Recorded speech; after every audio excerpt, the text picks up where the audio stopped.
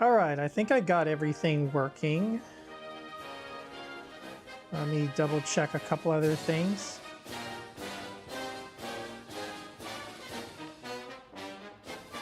All right, we'll go ahead and get started then.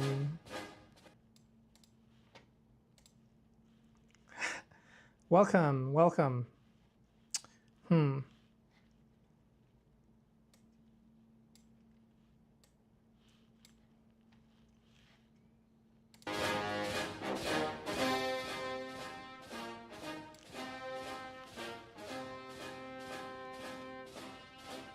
So I'll admit, on the part of laziness and my interest in history, I kind of came up with this idea at the very last minute. It was only in the past couple of days. I thought, you know what? I'm not streaming as much content as I really want to. I haven't gotten back into gaming quite yet. There's been a dearth of car-related or Miata-related content. So I picked another subject that's relatively easy to, I guess, go through. And so this is kind of like something that I put together and threw together at the last minute. So welcome to what is hopefully going to be, well, it's obviously the first, but hopefully it won't be the last of these, what I call retro historical streams. I don't know exactly what to call them. Years ago, I was bored at work and I was just exploring YouTube, and I found like coverage of network television from older decades that people had been archiving on YouTube from like the 1950s, the 1960s, the 1970s, and so forth. And among the videos that I saw on YouTube, this was like maybe 10 years ago, some of them had election night coverage from various presidential elections, obviously every 4 years, from 1960 onward. And so I recalled watching these videos long ago, and I came up with a streaming idea literally like 2 days ago, saying, why don't we actually like go through some of these election night scenarios? Now, I have a couple of disclaimers about this. These types of streams are not meant to like be political in the sense of being like divisive, taking one side or another, whether you're Democrat or Republican, liberal, conservative. It don't really matter as far as this stream goes. What we're doing is we're basically rewatching network television election night coverage from presidential elections from years past, from 1960 onward. We're going to start with 1960, and the reason we're going to start with 1960 is because 1960 is really the first election that had kind of wall-to-wall TV coverage. It established the whole election night TV/political mass media coverage that we know today for like every single presidential election that happens every 4 years. 1960 was the very first one because all the networks were covering it, and you only had three back then in the US. You had NBC, ABC, and CBS. The coverage that we're going to watch on this stream is from NBC because I think they're actually the best as far as like the data goes and the anchors and basically the interviews that are between, you know, looking at the different numbers. Just overall, it's best put together. Although back in the 1960s, I think CBS was the most popular network for this type of news coverage because Walter Cronkite was the main anchor there, and he was very popular and very trusted throughout the 1960s and the 1970s. But I've always favored NBC more than the other networks because I just think they have like better writing and better directing as far as like news coverage goes. Maybe it's because, you know, when I grew up in the 1990s and early 2000s, my family would always tune into NBC Nightly News and watch Tom Brokaw all the time. Although I knew the others from ABC and CBS, like Peter Jennings and Dan Rather. But we're going to, not to like plug NBC a bit too much, but the election coverage we're going to watch from 1960 is from NBC News. And so 1960, if you don't know, is the election between John F. Kennedy and Richard Nixon. And it was a rather close election. Kennedy was a Democratic senator from Massachusetts, and Richard Nixon was the Vice President of the United States under then President Dwight Eisenhower, who is a famous general from World War II that got elected president in 1952 and served from 1953 to 1961. And Nixon was his vice president, so obviously he was running for president this time. Something that you'll note the NBC hosts note immediately is that Eisenhower at the time was the oldest president ever. I think he was in his mid-60s. I'm not 100% sure. But going from a rather like old person as president to somebody who was very young, Kennedy was, I think, in his early 40s at the time, and Richard Nixon was, I believe, in his mid-40s, because I want to say Richard Nixon was born in 1913. So he would have been in his mid or late 40s, but both major party candidates were in their 40s. So you're going from a relatively old president to a relatively young president. So that was something that the news anchors also noted in this particular election. I am going to play probably about, obviously election night coverage goes for hours and hours, especially if the election is close and it can't be called like within 2 or 3 hours like some of the landslide elections from the late 20th century were. But I found a YouTube account that basically kind of siphoned just the just the main coverage and the main talking points. And overall, these videos are about, you know, when we talk about the whole footage, it's about 90 minutes long, and I think that's enough for this particular stream. So we'll go over 1960s election night coverage, and I'll make a little bit of commentary about certain things that may shock you and may be different from today, as far as, you know, what the whole dynamic is of, say, like, you know, Democrat, Republican, red state, blue state. Coalitions change. 1960 was, when you think about it, 66 years ago. So a lot has changed in, you know, American politics and the way we even cover the news cycle since then. But this kind of, when you go back to 1960, you see a lot of elements that are still present in these types of events and media coverage of these types of events today, and some that is just rather old and kind of oddball, that's just a measure of what technology was available at the time. So without further ado, let me mute this, and then we'll go ahead and we will pull up the YouTube coverage here.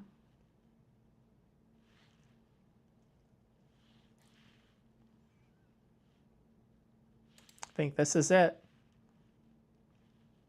Okay, so we're going to be watching, like I said, NBC's news coverage of the 1960 presidential election. And your hosts are Chet Huntley and David Brinkley. Good evening. This is NBC News Election Central. For several million of us Americans, this is a most extraordinary election.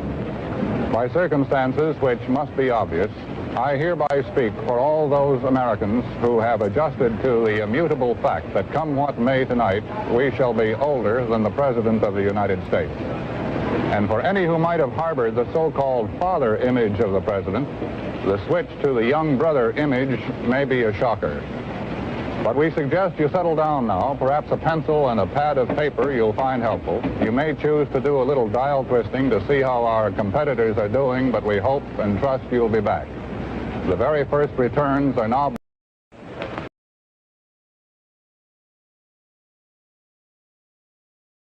I will go to part 2. And this is David Brinkley. Half is computing election leads and victories and posting the figures on the board. We'll hear the staff is computing election leads and victories and posting the figures on the board. We'll be looking at them with you throughout the night. Now here, as we've pointed out, you'll be able to follow the total popular vote for president as well as the total electoral vote, both leading and concluded, or won. The editors at the NBC Victory Desk are following the returns closely, And when it is in their skilled judgment that a race has been decided beyond question, they will command a V be placed beside the winner's name on the board. As David has indicated, one V has gone up thus far tonight in the state of Connecticut. It has gone, in our best judgment, to Senator Kennedy. So as you can see, not much has changed from 1960. 1960 kind of established, like I said, the TV news coverage and mass coverage of election night in the United States. 1960, I think, also marked the year that, the first year that I think a majority of US households had television sets. And so that's why this is kind of historically a big deal as far as like media history goes. But as you can see, they're talking about, you know, information desks, they're analyzing returns. And as soon as they can call a state, they're going to call a state for whichever candidate won the state, whether it's Kennedy or whether it's Nixon. In this case, they called Connecticut for Kennedy. No surprise he won that state. It neighbors Massachusetts, which is the state that Kennedy was from. So let's see, part 3. Okay, here we go. The rest of these are kind of in 10-minute segments, and so we'll go from here.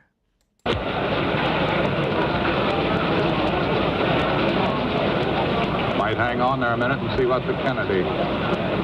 The electoral vote, the all-important column. Nixon has picked up 75 electoral votes, Kennedy 148. Nixon is leading in states with 95, Kennedy leading in states with 199. If things continue in this direction, Kennedy will come out tomorrow morning with 347 total electoral votes, Nixon with 170. He didn't win nearly that many. That's just how many states he was leading in at the time. But obviously, depending on the state, as returns come in and as like county election offices report results to state officials, usually a Secretary of State for each state, certain precincts come in faster than others. In some states, Republican-leaning precincts come in faster than Democratic-leaning precincts.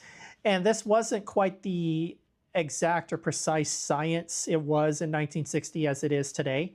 And even then, I mean, you know, political experts still kind of get it wrong even on election night. Even if they can predict who won, usually the margin is somewhat off. So Senator Kennedy and his family are tonight at Hyannisport, which is the...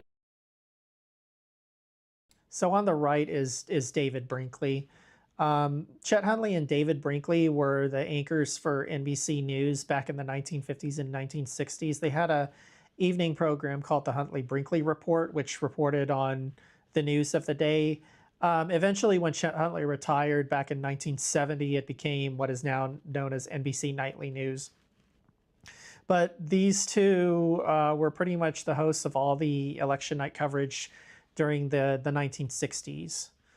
And so if you're familiar with, some of you who might be a little bit older, maybe slightly older than me, will be familiar with David Brinkley, because after his long career at NBC, he went over to ABC back in the early 80s and got his own program called This Week with David Brinkley, which is one of the, it's one of the big like Sunday morning news magazine, not news magazine, but kind of like news programs.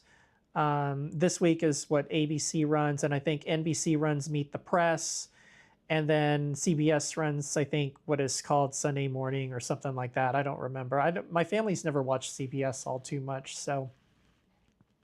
The Kennedy summer manse, well, the summer is gone, they're there, getting the election returns. Ray Schurer is there with them, so let's go to Hyannisport now and see what's happening there. To Ray Schurer with the Kennedy Party in Hyannisport, Massachusetts. Sitting here at Kennedy News Headquarters in Hyannis is a kind of gathering elation. Pierre Salinger, news secretary for the senator, puts it this way: the returns continue to be very encouraging from almost all over. Earlier, we had word that the senator had labeled the big Democratic sweep in Connecticut as fantastic. His sister, Mrs. Sergeant Schreiber, had described him as jumping with joy. What supports all this joy are the various reports from bellwether districts across the nation which are being phoned into the Kennedy command post in Brother Roberts' house next to the senator. One precinct after another is coming in strongly for Kennedy. Districts that Mr. Stevenson either carried narrowly in 1956 or that Mr. Eisenhower had won. It is too early here to claim anything, but the time is not far off, and one of the senator's various political strategists will be coming here to make all this optimism a little bit more tangible. Ray Scherer, NBC News, with the Kennedy campaign in Hyannis. Herb Klein is Vice President Nixon's press secretary, and before talking to Herb Klein, I think we ought to have one courtesy announcement. Vice President Nixon has made a couple of hundred speeches during this campaign, and Herb Klein has the laryngitis. Herb, how does the Vice President see the results the returns up to this point? First, Herb, I ought to say that part of my job is to be the one with the hoarse voice. Seriously, he's watching the results very calmly and taking reports mainly from our own staff people. He feels that it's a little too early to tell exactly what is going to happen in this election. It'll probably be a real cliffhanger going on a long time. Aren't there some of the states that have been reported so far where you are trailing in places where you thought you were going to go ahead? I think we're trailing in some where we may still go ahead because you're getting the big city vote first, and we'll pick up a lot of votes in the upstate areas. For example, in Illinois is a good example. In New Jersey, we're doing quite well, I think. What about Pennsylvania and Texas, South Carolina, North Carolina? These were states you thought your chances were pretty good. Pennsylvania is a real tough one, and I think the results are yet to be known on that, although they did pile up a good majority in Philadelphia. Texas is very close. I feel confident we will win Texas. South Carolina was always one of the iffy states, which we did hope to win, but apparently we are trailing to a point where we will not now. And so I just want to make a comment. Obviously, the 1960 election is also very unusual in that obviously the battleground or the swing states were a lot different than they are today because, you know, parties and coalitions change over the course of decades. But it always kind of like on close elections, it always hinges on swing states. I think he's a little bit optimistic about the Republicans doing well in South Carolina in 1960, considering, you know, 1960, the Solid South was still mostly Democratic.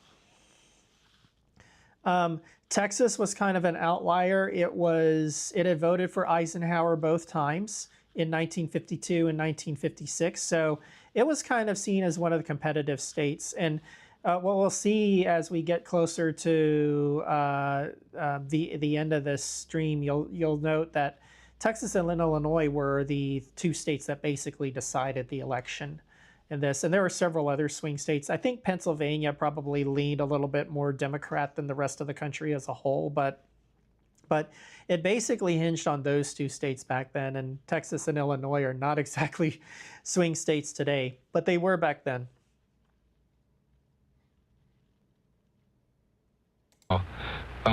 We'll win some that we had not expected to, and we'll probably drop a few. So it's, as I said, elections so far, the results are coming from the big cities in the east. We'll do better as we move west. Herb, what's the Vice President doing now?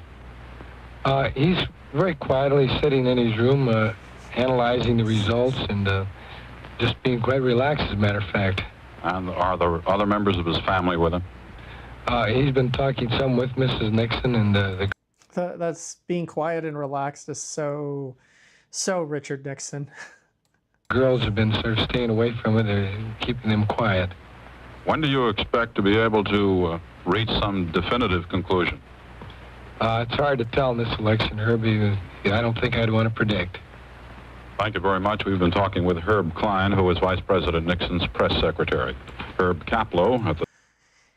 And so this is something I kind of want to point out, and the networks and news media have kind of learned their lesson over the course of different election cycles since this, but it wasn't as well known as an exact science back then. But you saw from like the math that Kennedy was kind of leading in a lot of states, and it was a bit of what I guess you would call today a blue mirage, because rural votes would start coming in and Nixon would make the election a lot closer than it was earlier that evening in November of 1960. The Nixon headquarters at the Ambassador Hotel in Los Angeles. From Chicago, NBC reporter Frank Jordan reports as follows. Nobody will ever know how many votes Kennedy got in the 35th Ward, 62nd Precinct, because when they opened the voting machine and looked at the little dials in the back, the one for Kennedy read 000, some kind of mechanical failure, and the election board says there's nothing that can be done about it. There is, however, something we can do about the 501. We can go down to Lower Manhattan and see what it says. Richard Harkness is there taking care of it. Richard? Well, gentlemen, I think that NBC and RCA can report a truly amazing electronic coup. Now, by that, I mean this. At 8:24 this evening, Eastern Time, of course, the RCA 501 computer, reported by NBC, made its first projection of what the popular vote would be when all of it was counted. Now, the computer estimated at that time that Nixon would lose the election with 48.9% of the popular vote. Senator Kennedy would win with 51.1%. Well, now we are at about 11:20 Eastern Standard Time, and the computer shows that the projected popular vote is precisely what it projected or estimated 3 hours ago, 48.9 for the Republican, 51.1% for the Democrat, and a Kennedy victory. Gentlemen, let me tell you this, if they ever teach this machine to talk, you and I, well, we're out of business. This is Richard Harkness with the RCA 501 computer. In 1964, we may have two machines at this desk, kicking each other under the desk. Rich is always a pleasant fellow. The one other thing about the 501, this is a statement of fact, it is the only computer on the air tonight, and there are lots of them on the air, as everyone is aware. This is the only one that has not at any time predicted Nixon would win. The others did. Good evening again. A clear pattern is beginning to develop out of these millions of returns now coming into Election Central here in NBC Studio 8H. And it's the big city versus the rural areas. The big city returns show the pattern. Boston, Kennedy's hometown, has gone more than 3-1 for Kennedy. Philadelphia, which gave Stevenson 57% of its vote in 1956, has given Kennedy 67% this time around. St. Louis carries the pattern. And this hasn't changed in 60 plus years. It's Democrats do well in the urban vote, but it is really about the margins. If they win at 80-20 or 90-10, it's pretty much lights out for Republicans. But if Republicans can always get something like, narrow that margin to 60-40 instead, where Democrats still come out ahead, but not by much, then usually the rural margins will carry a Republican. Westward. It gave 60% of its vote to Stevenson last time. Now it's giving 67% of its vote to Kennedy. New Orleans, which gave 57% of its vote to President Eisenhower in '56, is giving 66% of its vote to Kennedy. New York, with 2/3 of its precincts reporting, gives Kennedy 63% of its votes. Stevenson got 51%. Chicago, with more than 2/3 of its precincts reporting, is giving Kennedy 67% of its votes. President Eisenhower got 51% of Chicago's votes 4 years ago. And by the way, we learned earlier this evening that an old friend, a splendid colleague, and certainly a great competitor, Ed Murrow of CBS, was taken ill with pneumonia today. We're genuinely sorry to hear it, and we hope he's back soon. David? Here's a look. Chet has told you how the big cities have been voting. Well, here's a look at the result of both big city, rural, small town, all the voting, and the popular vote for president.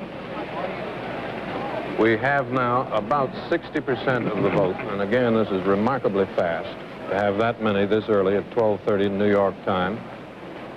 Nixon, 18,599,000. Kennedy, 20,191,000.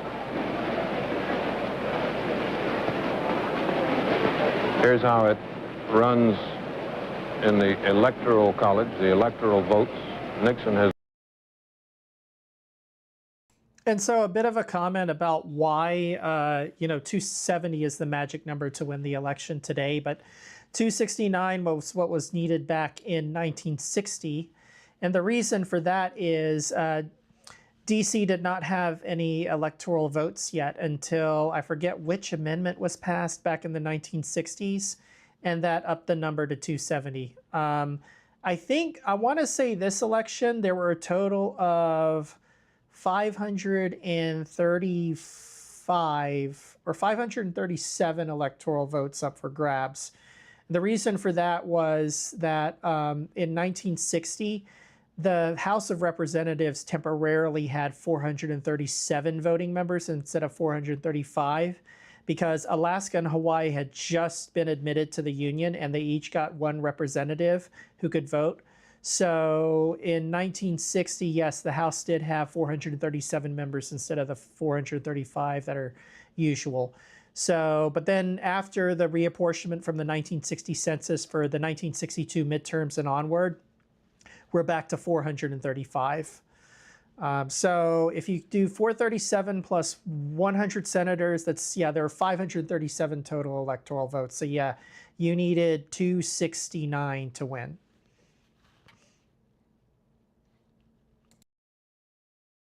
Is won or is leading in states having 191, which is not enough. Kennedy has won or is leading in states having 338, which is enough. If it continues, if it holds as it is now, Kennedy is well in the lead toward being elected the next president of the United States.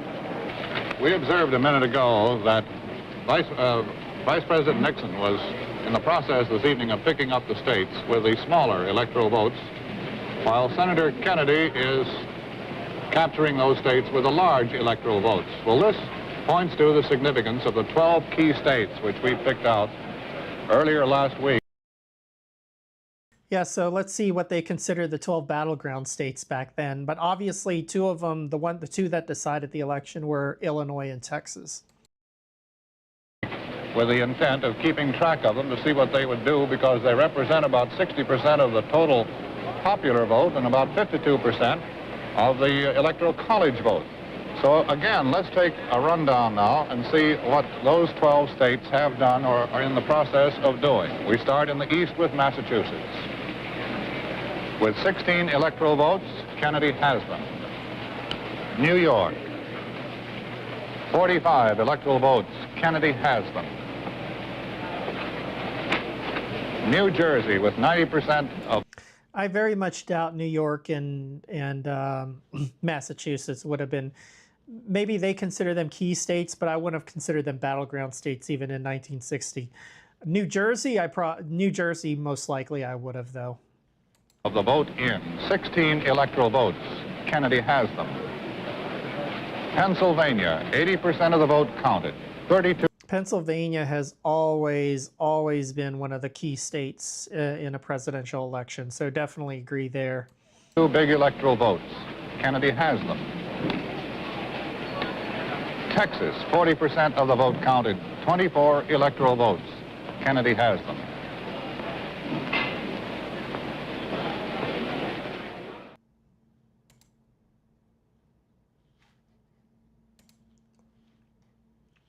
He has them. Kennedy has them. A margin of 47,000. A margin of 47,000. Ohio, 60% of the vote in, and 25 big electoral votes. And so here's something that's very interesting if we want to go back to Ohio. This was the only election in almost the past 100 years where Ohio did not vote for the winner of the presidential election. And 1960 is well known for that. Ohio, every single presidential election had voted for the winner from 1964 onward until, well, 2020. Percent of the vote in, and 25 big electoral votes, and Nixon has those. Michigan, 40% of the vote counted. It is still undecided. Kennedy is leading by about 132,000. Indiana, 66% of the vote counted. Nixon has them. Illinois, 50% of the vote counted. Kennedy with about a 300,000 vote lead. Illinois wound up being close this election because they counted a bunch of districts in the Chicago area, but then Nixon started closing the gap when all the downstate central and southern Illinois counties started putting forth their returns. So at the moment, 27 electoral votes.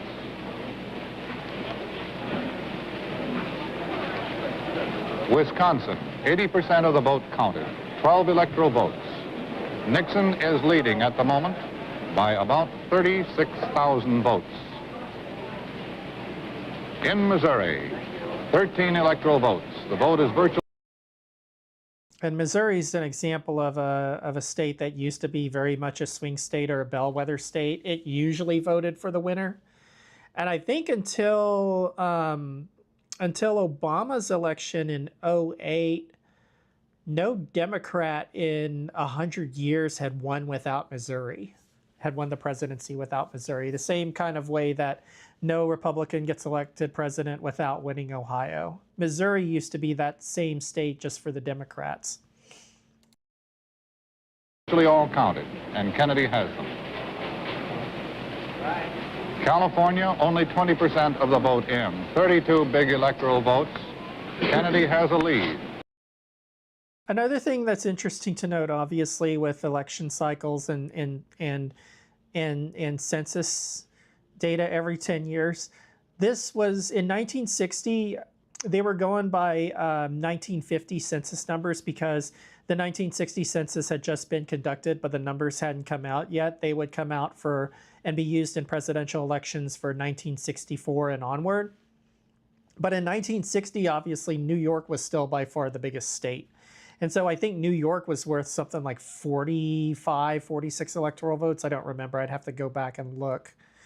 But California was only 32 electoral votes back then. And I think the other state that had above 32 electoral votes or above 30 electoral votes would have been Pennsylvania.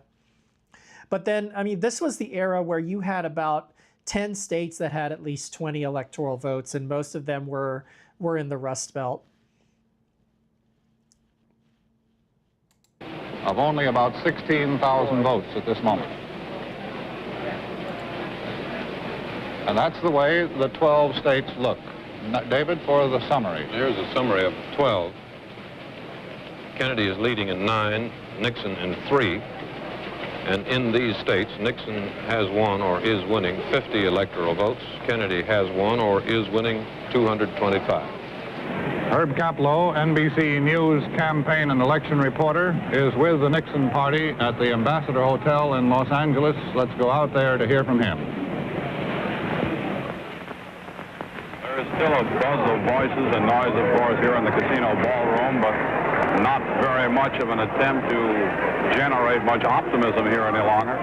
Most of the people here seem to know that their candidate is not doing very well. They've been following the scoreboard, occasionally getting little encouragement, but this board actually is probably an hour or an hour and a half behind the reports which are being given out on radio and television. Upstairs, where the vice president is, where members of his staff are, it's relatively quiet. There are quite a few security people around the vice president's 5th floor suite. He, incidentally, is expected down here perhaps sometime within the next hour. Herb Kaplow, NBC News, in the Ambassador Hotel in Los Angeles. Our tote board now shows Kennedy ahead still, as he has been, but by 1 million out of 51 million votes cast. We've heard a great deal. We've heard many. And notice how, like, Nixon's beginning to narrow the gap as the night goes on. Forecasts of a close election, when in fact we have had very few close elections. I think 3 in the history of the country. The last one in '48, Truman. Before that, 1916, when Woodrow Wilson won, and the last one before that, or the only one before that, 1876, with Hayes and Tilden, which we do not propose to go into here now. So a little bit of historical context. America goes through kind of these historical election eras where you get a lot of close elections in succession, relatively speaking, but then, you know, the next 30, 40 years, you'll get mostly landslides. And from the 1950s through the 1980s, and I don't know if I'll count the 1990s really, maybe to some extent, but the 1990s was when the trend was starting to die out. But from the 1950s through the 1980s, most presidential elections in the United States were landslides. Actually, from the 1930s to the 1980s, I would say, close elections were the exception, not the norm. And David Brinkley kind of points that out. 1948 was a close election. 1960 was a close election. 1968, which was also a close election, but also a little bit, I think, more interesting than 1960 personally. 1976 was also a close election, but you had 4 relatively close elections, but the rest were all landslides by at least, where the winner won at least 400 electoral votes, which seems almost impossible. And like when people think of, you know, can a candidate even win 400 electoral votes, it triggers like cognitive dissonance in a lot of people. But I kind of think American election like history kind of ebbs and flows like that. And so it wouldn't surprise me if we get to the 2030s and 2040s, we start seeing more landslides again, and we stop seeing close elections, because all it takes is just one party to actually like do decent and the other to just totally, I mean, like fuck up. 1876, by the way, that's I'm not going to quibble too much about that one, but if you want to look it up, that one was kind of that was an election that almost tore the country apart. You think 2000 was bad? No. But we may be having another close election, if not that close, pretty close here tonight. Chet? Now let's run down both the popular vote again and the electoral vote. The separation between the two candidates now is 1,100,000. Senator Kennedy's lead has been dwindling there just a little bit. Nothing dramatic, but Vice President Nixon has been whittling away at it. Here come some changes. Let's see what this reveals. 25,500,000 for Nixon. 26,676,000. No substantial change. On the electoral vote column, now again, these states, these numbers here, are put there by our best judgment, which so far this evening. And so Kennedy's kind of right on the edge of winning. He needs pretty much, you know, one more state. In all humility, has turned out pretty good. Nixon has won 166 electoral votes and Kennedy 265. Kennedy needs 5 more to go over the top, or 4 more to go over the top at 269. The 501 figure, the last one we have, it's now about 10 minutes old. It puts him out pretty fast. Projects the popular vote for president like this: 51.2% for Kennedy, 48.8% for Nixon, which I believe is the same thing it's been saying all night. The electoral vote it projects as 345 for Kennedy, which would give him the victory, of course, and 192 for Nixon. He didn't win anywhere near 345, so I think that computer was a little bit biased. The odds, it figures. I didn't know electronic computers figured odds. Did you? No, I've never heard that before. No, that was new to me tonight. We may be able to find some other kind of work for the 501 when the election is over. At any rate, it figures now the odds are 333 to 1, which is as high as it can go, that Kennedy will win. It says there are only 5 doubtful states now: Nevada, New Mexico, Washington, Illinois, and Minnesota. And we already knew that. The recap there of the popular vote still shows Senator Kennedy with a 1,100,000 advantage over his opposition. By the way, David, did you know that today there were, well, almost 70 million Australian ballots cast here in the United States? Well, we'll get to the Australian ballot later. We understand that Herb Kaplow at the Ambassador Hotel in Los Angeles now wants control back once again. You, Herbert Kaplow. The Vice President and Mrs. Nixon are just now coming out onto the fire escape and making their way down the stairs. We're coming right down.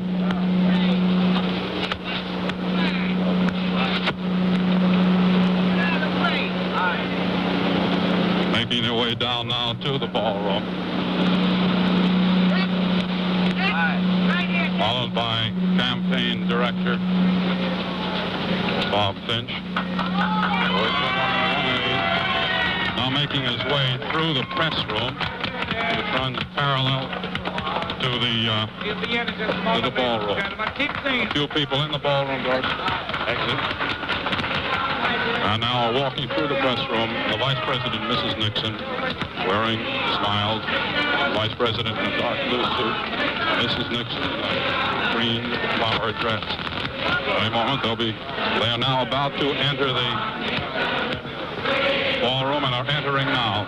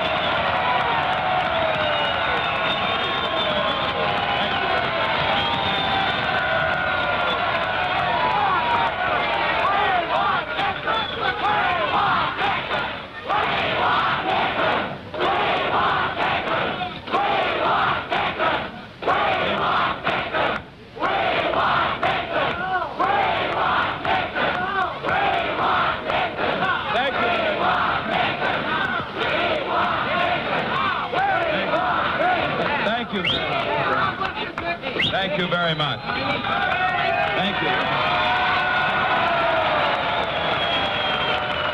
Thank you. Well, you know, I thought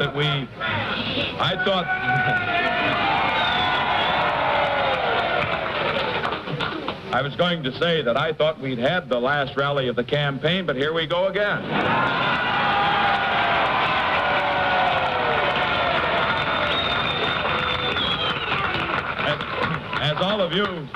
As all of you in this room know, and as all of you millions who are listening on television and radio realize, it is normally the custom for a candidate for the presidency or for any other office not to appear until after the decision is definitely known and all the votes are counted beyond doubt. However, I have been keeping some pretty late hours recently, and as some of you have, I know, who have met me at the airports as I've come in with Pat on occasion.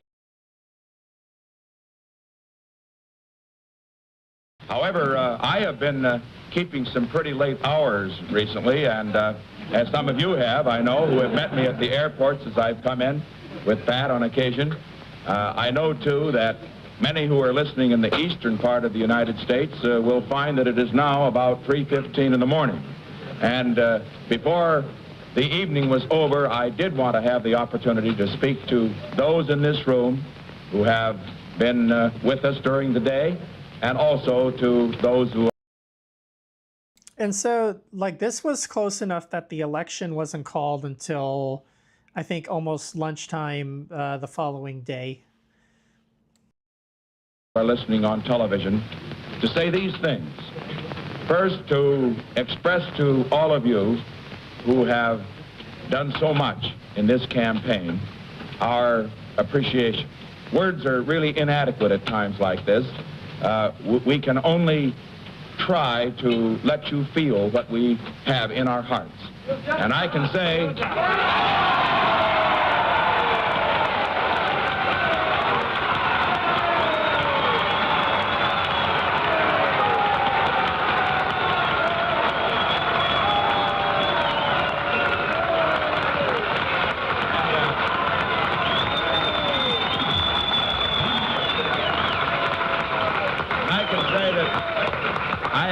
I can say that we've never had couldn't have had a more wonderful group of people in all of the 50 states that have been in our campaign.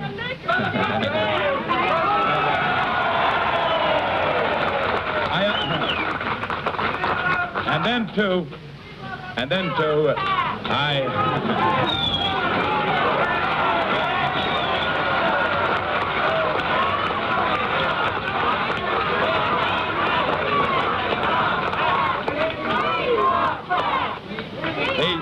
The other thing I wish to do is this. I am sure that many are listening here who are supporting Mr. Senator Kennedy. I know, too, that he probably is listening to this program. And while the...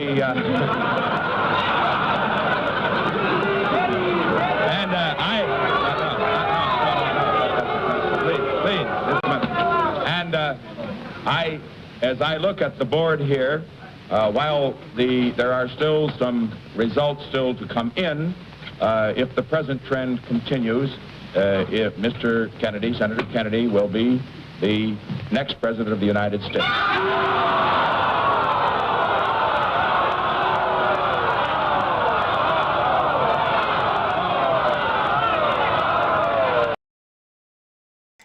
You can't really do that today before the election is called. That's kind of like a concession. So, but 1960, all this kind of like fanfare was completely new.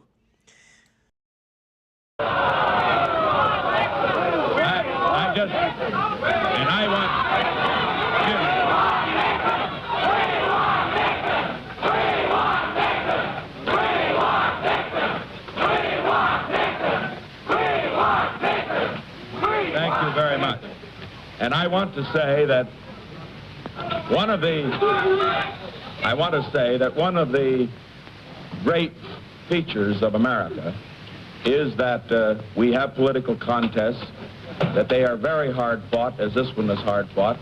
And once the decision is made, we unite behind the man who is elected. I want all of you to know.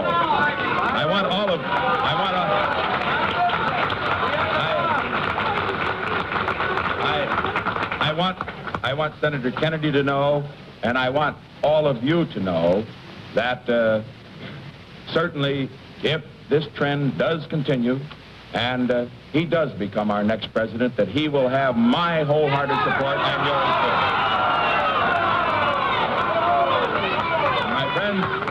My friends, with that, I want to say again my deep thanks to all of you who are here, to those who have listened on television and radio, and again, my congratulations to Senator Kennedy for his fine race in this campaign, and to all of you,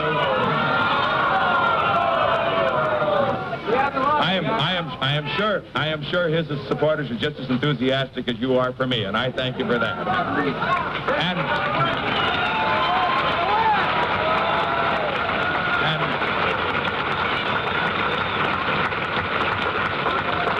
And while because of interruptions, which I understand, I have not been able perhaps to make this as coherent a statement as I might have wanted to, I do want to say that having been to all of the 50 states of this nation since the nominating convention in Chicago, having seen the American people, seen them by the hundreds of thousands and perhaps the millions in the towns and cities of America, that I have great faith about the future of this country. I have great faith that our people, Republicans, Democrats alike, will unite behind our next president in seeing that America, in seeing that they will unite behind our next president in seeing that America does meet the challenge which destiny has placed upon us. You kind of feel something in hindsight under Nixon's breath that he knows, like, there's shenanigans going on in Chicago. but for the better of the country, he's playing it, you know, he's playing it kind of like statesman-like, at least for now. Things change a little bit as you get toward 1968, and we'll cover that election in a future stream. And that challenge is to give the leadership to the whole world, which will produce a world in which all men can have what we have in the United States: freedom, independence, the right to live in peace with our neighbors. And so with that, may I say again my thanks to you. Having had only 2 hours sleep last night and 2 hours sleep the night before, I'm now going to bed, and I hope you do too. Thank you. Over here and check.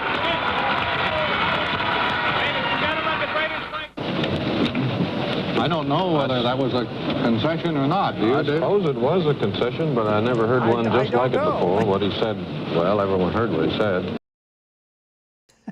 Yeah, Chet Huntley is right. I mean, like, it sounded like a concession speech at the time. If the trends continue, Kennedy is the next president.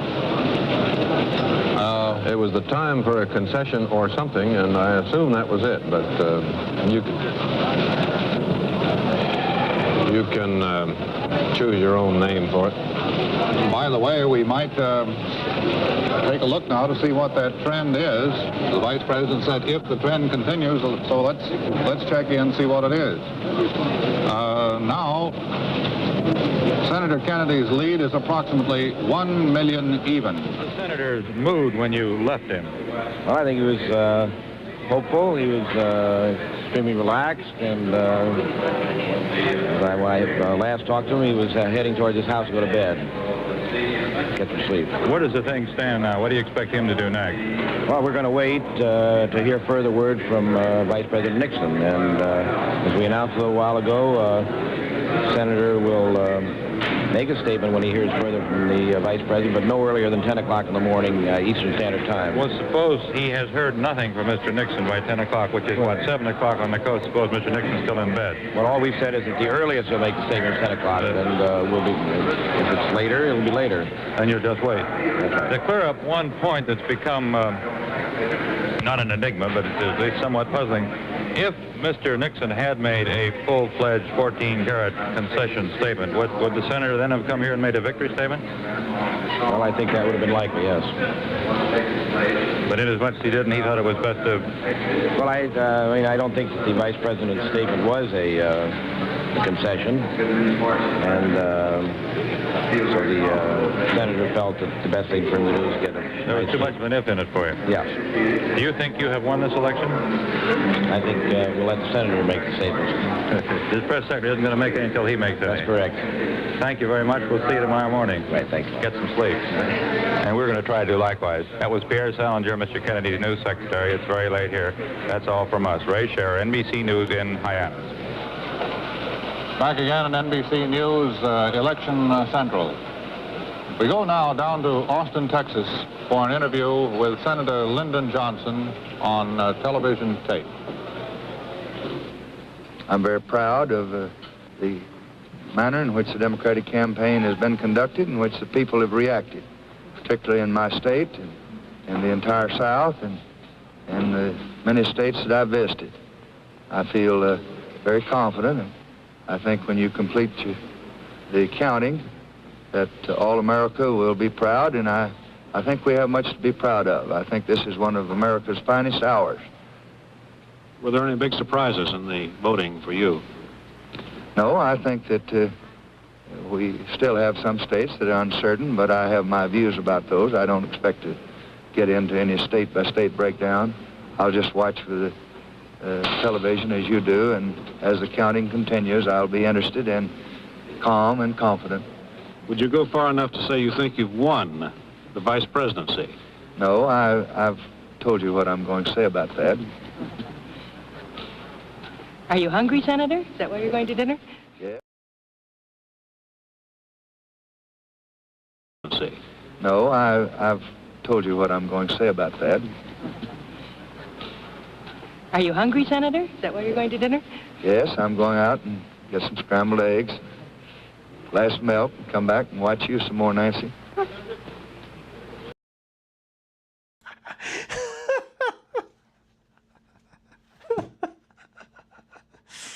Yeah, that's, yeah, LBJ.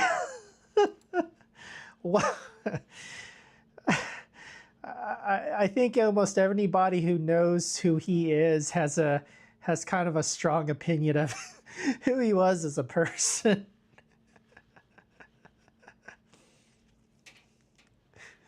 I'm gonna have me some scrambled eggs.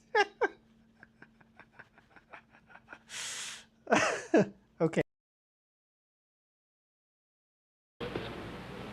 Thank you very much. Thank you, Senator Johnson. We're trying to settle here so far without any success, or without enough success, one of the closest elections in the history of the United States. One reason it has taken so long is that California stopped counting the votes. We are now, haven't had any new returns from California in some time, but we're trying to make some arrangements to get. Wow, it's like nothing's changed. California just quit counting votes. And they'll just count some more in the morning. So, in the meantime, we're still hanging here with Kennedy, one vote short of enough to, one electoral vote short of enough to win. And the states where he might get the one electoral vote are very slow in reporting their returns. So it's 6 a.m. in New York. Only the 501 is showing no sign of wear and tear. And I don't know how long we'll be here. Nobody's told us yet. Kent? Something maybe important has just happened in Illinois. The figures suddenly changed. And now with over 90% of the vote in Illinois, Senator Kennedy is revealing just a little bit more strength than he was a few moments ago. He now has a lead over Vice President Nixon of 38,000 votes. Yeah, that's, strange circumstances. Strange things going on in Chicago. That never happens. So that edge is wearing pretty well, and it hasn't gone below 25,000, and now jumps back up to about 38. It's sunrise in the east, for those of you who are in the west where it is still dark. Sunrise here. By the way, the NBC Victory Desk has, well, there it is. There's Washington, D.C., dawn. Isn't that lovely? Ray Shearer, NBC's campaign and election reporter, is now standing by at Hyannis, Massachusetts, which is about 5 miles away from Senator Kennedy's home in Hyannisport. And let's see if we can bring Ray Shearer into this circuit. Yes, there he is. How are you, Ray? Just wanted to prove that I can stay up as late as you could. Ray, it looks as if you're about to make a speech, are you? Well, this was Mayor Mr. Kennedy who was supposed to make his speech. This is the platform, this is the podium, these are the flags. The question is now, when will he make it, or maybe will he make it? The latest we get is that it will be no earlier than 10 o'clock. He's still waiting for word from Mr. Kennedy. Is there anyone around whatsoever? Is there anybody around? Yes. Well, let me see. The Chicago Daily News is here. The New York Post is here. CBS is here. There's some Yale boys here. There's a cameraman behind the camera that's putting me on the air. There are a couple of Western Union men. There's one policeman at the door. At the height of this thing last night, we had a whole regiment of cops here. We're really down to what I'd call the nubbin. How you fellas feeling? Well, I'm pretty tired. How are you? We're just spry as an orchid. We're getting a little numb. The sun is up. I can see it from here. As a matter of fact, those big spots you see on the curtain behind me are sunshine coming in the windows. It looks like a very nice day in Hyannis. It's like a good day for a little touch football game with the Kennedys. Gee, it certainly does. It looked a little foggy over Washington a few minutes ago. We had a picture from there. Oh, it's nice here. Is Senator Kennedy asleep, do you know? Anybody He's told you? asleep, Dave. He's going to rise at 9:15. He got in the sack about 4:30. That'll give him about 5 hours. And he's going to check first thing to see if there has been any word from Mr. Nixon, and it may be there won't, in which case you fellas will have to stay on the air all day. Fine, Ray. Thanks very much. Thank you. We'll be back from time to time. For a few people, good morning, I say, for a few people who are astounded by what's going on in 8H as you are. My name's Garraway, his name's Blair, Thank you, Dave. his name's Scully, and we do a show called Today, which usually begins at this time, but we've been watching Chet and David, and we would no more think of taking over from them than we would of draining the Mississippi River dry this morning. Gentlemen, after 12 hours coming up, I just want to take time to, from the bottom of my feet, congratulate you on the most exciting and accurate television job I have ever seen. Thank you very much. But if you've been watching us all night, how come you look so fresh? Well, you look so fresh. It's easy to watch. Have you really been up all night watching this? Sure. And why not? On your own time? Will you go ahead and just continue as you are, and we'll sit back, and today will come along. Can we try to fill you in on what has happened here those days? Sure. Well, it started out like a house afire last night. The East going very well for Kennedy. The South, surprisingly, gave Kennedy a lot of strength. So something to what Chet Huntley was pointing on about the South giving the Democrat Kennedy a lot of strength. It was still somewhat the solid South, but the cracks were beginning to form in the coalition between the Dixiecrats and the more liberal wing of the Democratic Party. And Richard Nixon would, if you know political history, would capitalize on that with his Southern strategy starting in 1968. But even back then in 1960, just a little tidbit, Georgia voted for Kennedy at a higher percentage than any other state in the Union in this election, except for Rhode Island. He won a greater percentage of the vote in Georgia than he did his home state of Massachusetts. And if you don't believe me, just go look it up. Then we got to the Midwest. Some races were close. He did very well in Chicago, piled up at. And really the special thing about that is there are still a lot of memories of this election from 1928 where some southern states voted Republican for the very first time because Al Smith was the Democratic nominee and he was Catholic. And they figured that a Catholic couldn't win the South. And that was one of the whole themes of this election: can a Catholic be elected president? And well, Kennedy kind of proved that to be the case. But that was a big deal back then. Tremendous lead. He started to take Michigan. Those were his two best races. He took Missouri. And another thing before, this is my last interruption for at least a minute. When Chet Huntley is talking about, the returns on the East Coast and the Great Lakes coming in first, usually that's when an election is called early. If somebody can run an East Coast strategy and take all the key states in the eastern U.S. before the polls even close on the West, that's when you get an election night that's called relatively early.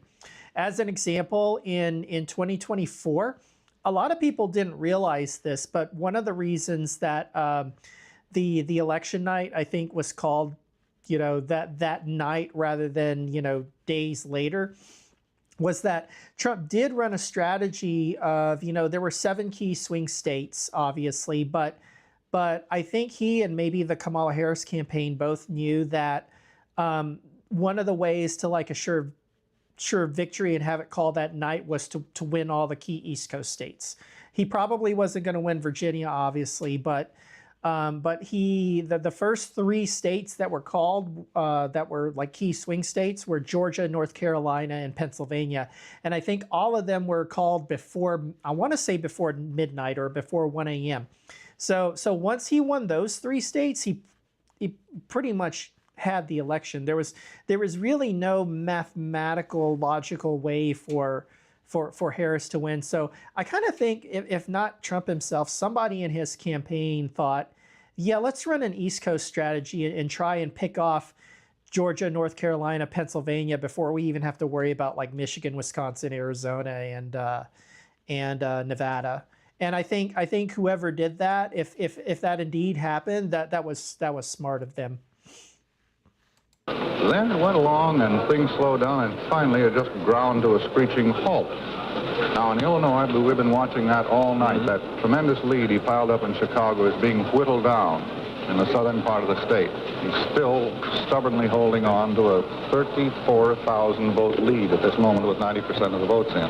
California stopped counting its ballots. Everybody went home and went to bed. We're just beginning to get a few more returns there. I think that also happened in New Mexico, a couple of other crucial states out there. So we're hoping that they'll start counting ballots again pretty soon in Alameda County, Los Angeles, and so on. We'll get this thing resolved. So it's not fair to say it's decided in any sense? No, it's not officially decided at all. However, Senator Kennedy certainly, as our computer, our RCA 501 computer says, there's about a 300-to-1 chance in favor of Senator Kennedy. You hear that, Jack? Yes, I'm the odds man here. Carry on, gentlemen. Thank you. David? Welcome to our guests, and while they're here with us, we're going to take a quick rundown on our summary boards up in the middle of the studio. And they now show Nixon to have 29,251,000. Kennedy, 30,019,000. Very close still. A new figure has appeared on the California board. This could be critical. A little over 60% of the vote is now in. Apparently they're counting ballots now and reporting the new figures. And Kennedy is up to his biggest lead that he's had all night since we started to get figures from California, a lead of about 109,000 votes. He's very gradually and very, very slowly pulling away in the state of California. And of course, as David has explained, He wasn't pulling away at all, because Nixon actually won California that election. Although California was closer than it usually is in that era when California was voting slightly more Republican than the rest of the country, or the country as a whole. On the basis of our best judgment, he just needs 5 more electoral votes to go over the top. To the boards, did you say, David? Yeah, I think that's the next.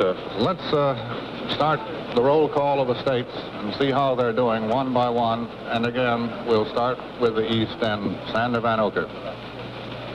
Chet, it's the same here in the East as it's been since about 1 o'clock this morning. It's the solid East for Senator Kennedy.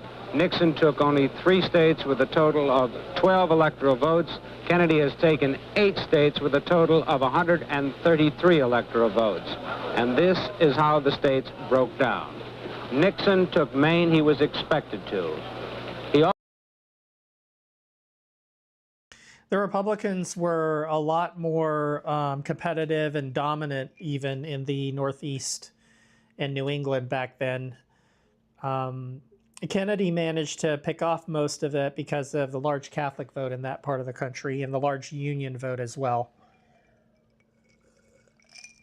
So you could possibly say that the Northeast started becoming more Democratic with this election, but it would take a few election cycles. Maine also, interestingly enough, is one of only 2 states that did not vote for FDR in 1936. Vermont was the other. Also took New Hampshire. However, Kennedy was ahead earlier in the evening, but Nixon overtook him, and he took the state as expected. Also in Vermont, with 3 electoral votes, Nixon took that state. That was no surprise. Massachusetts, Kennedy's home state, with 16 electoral votes, Kennedy took that state by about a half a million. That was expected. Connecticut went very early, as you'll remember, in the evening, and it went very big for Kennedy. He was surprised at his margin there. Rhode Island, he was expected to take it, and he did handily. New York State, 45 electoral votes. I was wondering how many electoral votes New York was worth back in 1960. Yeah, 45. I don't think New York was ever worth 50 electoral votes. I think California still stands as the only state that has ever been worth 50. There are now 4 states that have been worth at least 40, though. New York, California, and Texas is now worth 40. And then I think the number that have been worth 30 or more, you can only add Pennsylvania and Florida. Votes. Kennedy took that by a pretty good margin, but not as great as everyone expected. New Jersey was the real surprise. This was the state the pollsters put down solidly. In the Democratic column, Kennedy took it by a very, very slight margin. Pennsylvania was, I think, his handsomest victory in the East. He took that state by 129,000 votes. He can thank the Philadelphia Democratic Organization, which gave him a 326,000 plurality in the city that is far, far greater than anyone, including Franklin D. Roosevelt, ever got. That in Delaware was a Kennedy victory by a slight margin. In Maryland, he also took it by a good margin. So again, to repeat, he has 133 electoral votes in the East. Nixon has 12 electoral votes. Now for a look at the South, over to Frank McGee. Well, the South was the first area to be completely locked up last night. Nixon did not make the inroads in the South that President Eisenhower did 4 years ago. Religion was not the factor in the South as some thought it might be. It went like this.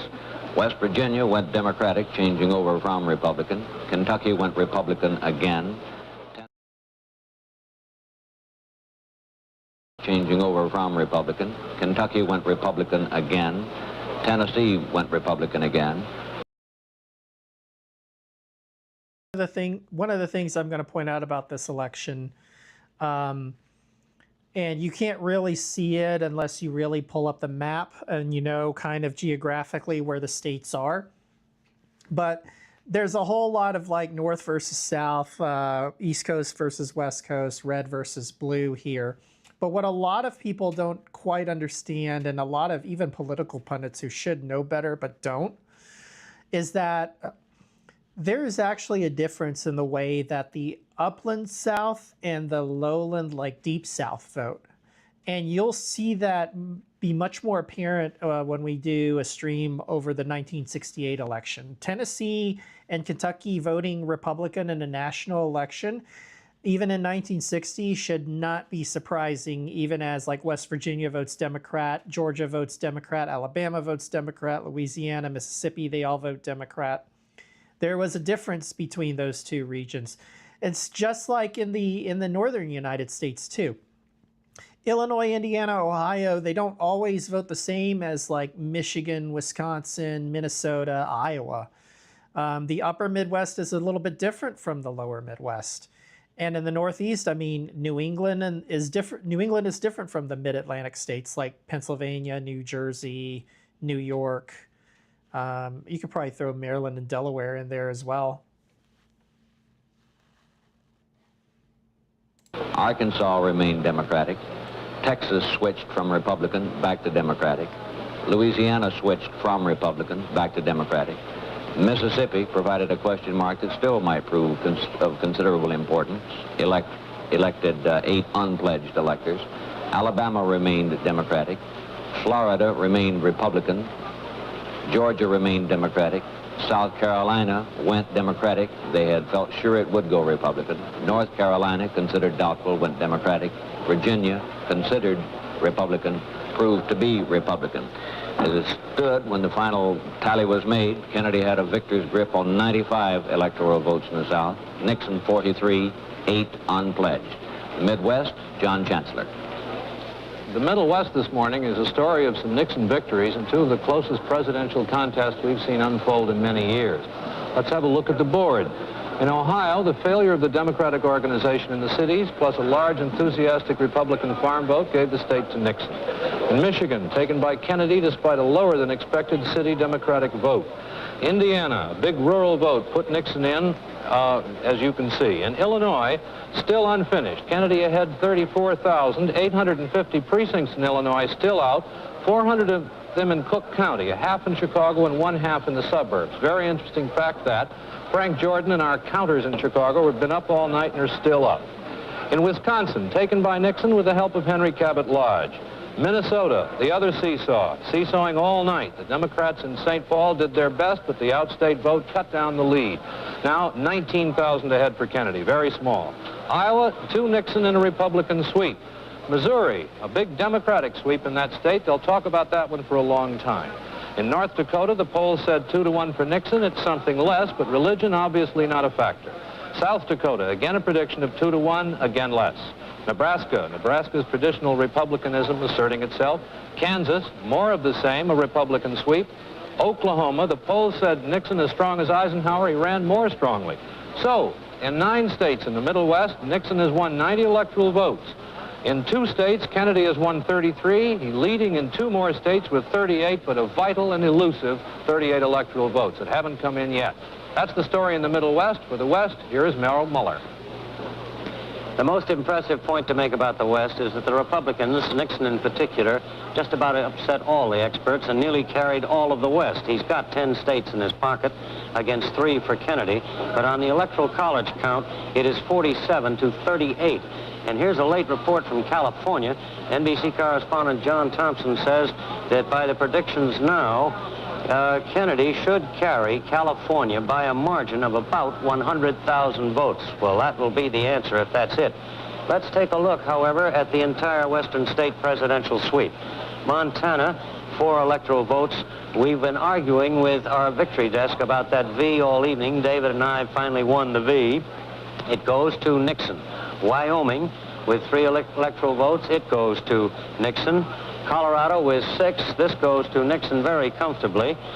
And New Mexico with 4 is still a toss-up, and notice it is still only 2,000 votes, 2,000 votes spread out of 230-odd thousand. That state has been seesawing that way for several hours. Arizona went to Nixon very early in the evening, at least early by our time now, and Utah went to Nixon quite a few hours ago. Idaho went to Nixon quite a few hours ago. In Nevada, this is Kennedy's, one of Kennedy's victories in the West and one of the few of them. And in California, we just gave you the report, but here are the figures that we have at the moment. You'll notice that Kennedy's spread in California is now the highest figure he has had all night. It's 111,000 out of almost 3 million votes. Nixon actually wound up winning California. I think what probably happened in this case is back in this era, Southern California, that means pretty much LA metro area, Inland Empire, and San Diego were pretty solidly Republican back then, while the rest of the state was kind of Democratic, including the Central Valley and a good chunk of the Bay Area. And the Southern California returns probably took a little bit longer than the rest of the state, and that's why they got California wrong this election. In Oregon, this went to Nixon just about an hour ago, and again in Washington, this one went to Nixon just a little while ago, I think less than an hour ago. Now here's a big surprise coming up in Alaska. Notice the count there. They are separated by only 500 votes, with half the precincts reporting. This was supposed to have been a Kennedy stronghold, but it looks like Mr. Nixon's visit to Alaska just before the end of the campaign really paid off there. He's pretty close to overtaking Kennedy in a strong point. And of course, within the past 40 minutes, Hawaii went to the Nixon column, and that's the wrap-up. And that was actually wrong. Kennedy won Hawaii by about, I want to say, barely 100 votes. So they got Hawaii wrong as well. In the far west, let's go back to Chet and David. And so an interesting thing about Alaska and Hawaii when they started voting in 1960, everybody, like the conventional wisdom was that Hawaii was going to be a solidly Republican state and Alaska was going to be a solidly Democratic state. Well, the opposite wound up happening. Only member of our rapidly growing staff here, except for the 3 today people who have just arrived who was not tired, is the 501 computer, the RCA 501, which is in Lower Manhattan and has been doing an excellent job all night. Its trainer and keeper, as we have described him before, Richard Harkness, is there. Richard, come in and tell us what it says. Well, David, I'm about convinced that I can wear out the computer. All night long, the RCA 501 computer has been making its electronic equations and projections. And although the official result is stalled with Senator Kennedy lacking those 5 electoral votes, well, the computer projects what the final result will actually be in the Electoral College. And notice as the election night and morning went on, this number was back in like the 340s or 350s for Kennedy, like several hours ago, and it has since considerably narrowed. It's a lot closer to what the actual election result was. I think Kennedy barely won 300 electoral votes, but yeah. Now, at this hour, the projected electoral votes stand at Nixon 213, Kennedy 316. That's without those 8 Mississippi votes. So the computer estimates and insists that its estimate is correct, that the odds are 331 that Senator Kennedy will be our next president. Those, incidentally, are the maximum odds that the machine can give us. The popular vote projected is close, however. It's really hairline. It's Nixon 49.1%, Senator Kennedy barely polling a majority at 50.9%. One point that struck me as I've read through and run through this great readout we have here is that Vice President Nixon is leading in 25 states, and Kennedy, who still seems to be the certain winner, is leading in 2 less states. He has 23 states. That story, of course, is that Vice President Nixon has taken a lot of states with small electoral votes. Arizona 4, Colorado 6, Hawaii 3, Idaho 4, like that. And Senator Kennedy, of course, has piled up Massachusetts with 16, New Jersey 16, New York 45, Pennsylvania 32. That's where those 331-to-1 odds really come in the states which Senator Kennedy now has pretty safely in its bag, because the computer does not give a state either to Kennedy or to Nixon until there is at least an 80% probability of its going Democratic or going Republican. So the outcome of this election is quite certain this hour in the morning, but it is not official as yet. And of course the RCA computer will be following through until it is official. Meanwhile, this is Richard Harkness with the RCA 501 computer in mid-Manhattan. At 7:19 a.m. Eastern Time, Senator Kennedy was elected President of the United States. The NBC Victory Desk has just given California to Kennedy, and that gives him the election. And like I said, they got that one wrong. Nixon actually won California, but Illinois and Texas were the 2 that carried Kennedy over the top. That's Red Muller sticking up the V. Now, here's the difference it makes on the electoral vote column, the all-important one. It gives Kennedy 296 electoral votes. In our editorial judgment, he is still leading in states with a total of 41 electoral votes, headed toward a total of 337 for 192 to Vice President Nixon.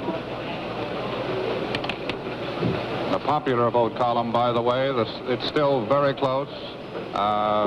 Senator Kennedy's lead is about, well, roughly 700,000, the way it's been the last 3 or 4 hours. and that is astonishing out of 60 million votes. Now this portion of Player Hunch is brought to you by the Colgate Palmolive Company, makers of new improved pink liquid. Here is an election bulletin from NBC News. We switch to Herb Kaplow, NBC News, Los Angeles. I have a copy of a telegram which has been sent to Senator John F. Kennedy at Hyannisport, Massachusetts. I'll read it through and then I'll have it available. I'll repeat it more slowly after we have I've read the statement, and I'll also answer questions. The telegram reads as follows. I want to repeat through this wire congratulations and best wishes I extended to you on television last night. I know that you will have the united support of all Americans as you lead the nation in the cause of peace and freedom during the next 4 years. I extended to you on television last night. I know that you will have the united support of all Americans as you lead the nation in the cause of peace and freedom during the next 4 years. Telegram is signed, Richard Nixon. The question was, has the Vice President expressed to me any explanation or analysis of the election? I think that the time to analyze it comes a more scientific basis comes when you have the complete results from all the states. Two things that have pleased him especially, however, have been the fact that he has won a tremendous popular vote. And as you know, the margin of popular vote between the two candidates is less than 1%, and the Vice President's margin seems to be increasing as it goes along, so that it'll end up practically a dead heat, or perhaps the Vice President might even end ahead in the matter of popular vote. Naturally, this is of great satisfaction to him, in view of the fact that his was a national campaign carried to all 50 states. I might say just one thing further. You're asking about the Vice President. I've never personally seen a man who has taken something which meant a lot to him in quite such a wonderful grace. He's been someone I've admired for a long time, but I admired him more last night and this morning than I ever have before. He's in very good spirits. He's looked at this thing philosophically and analytically. I've heard him explaining how this works to his two daughters, and it's really been a privilege to watch. And so ends a chapter in perhaps the final chapter in this 1960 presidential election. Herb Kaplow, NBC News, at the Ambassador Hotel press room in Los Angeles. Now to John Chancellor in New York.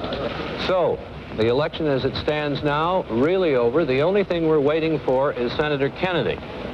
Now, this morning at about 11:05 a.m. Eastern Time, the President-elect, and this is a pool story we have from Hyannis, and pool reporters always write everything down in fear that their colleagues will trip them up, wearing a gray suit and a red tie, called on his father, Joseph, in his father's house at Hyannisport, Joseph Kennedy. Had a photographer, as he walked across the line, took Kennedy's picture. Kennedy advised him to wait, said, "You'll get all the pictures you want later."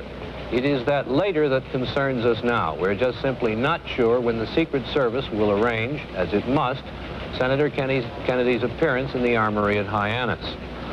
At 11:50 a.m., Kennedy received a half-dozen photographers and reporters in a room, in the living room of his father's house, there on Cape Cod. He said he felt fine. He put aside all questions as to his situation until he heard from Nixon. And then, with his daughter Caroline, he walked out onto the broad lawn of his father's house there in Nantucket Sound and looked at the view. The Kennedy family, perhaps characteristically, all spent the morning in active pursuits. Kennedy's father went horseback riding. The sisters took hikes. There has not yet been any recorded instance of a game of touch football, but you must never rule that out with a family like the Kennedys. Now, for those of you who may just have joined us, we'd like again to look at the board and to do the popular vote. we now, for the first time, have a V, as we say, in front of John Fitzgerald Kennedy's name on the election board here.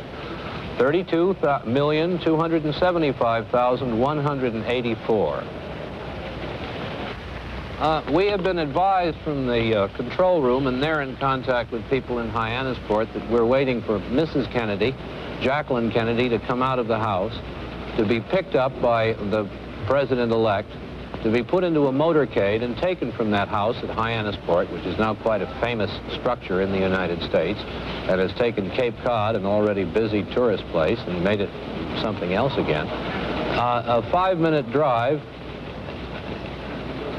and there are troopers lining the route, about a 5-minute drive from the house to the armory, and that's what we're waiting for now.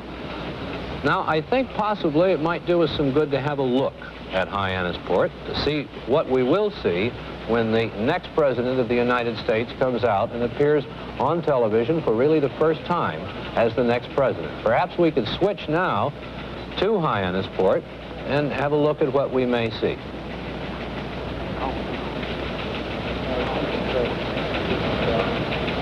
House in the back porch.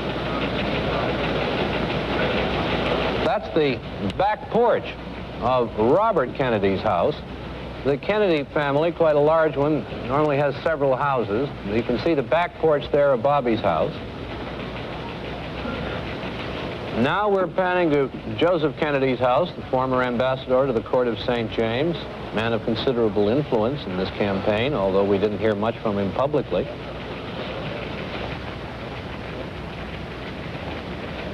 And this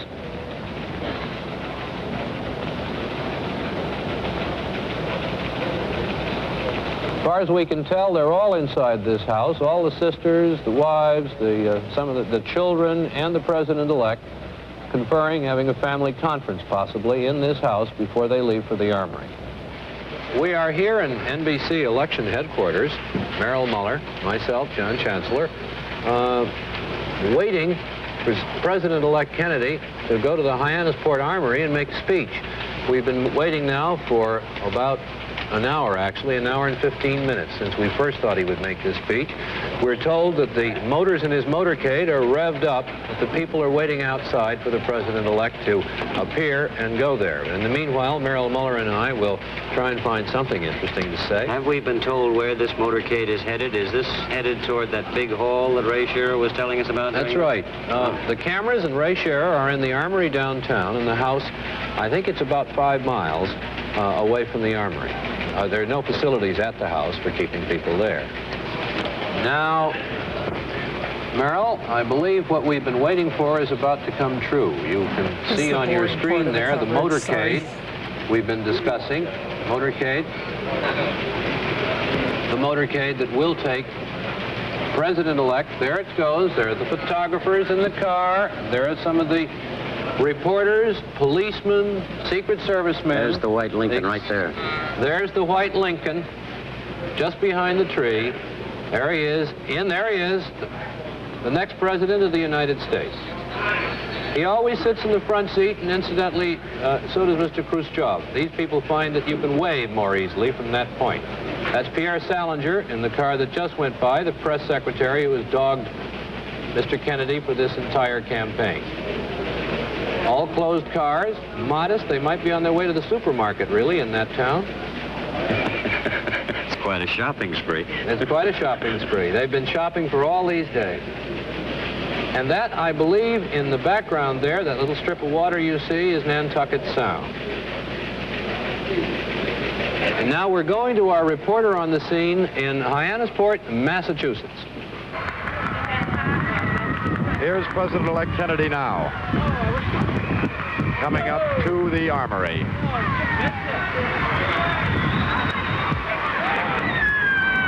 Girls throwing confetti at Kennedy's car.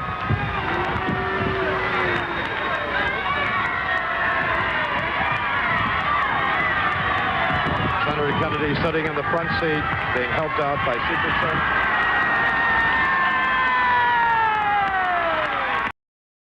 Yeah, I don't think they would allow a president to do that today.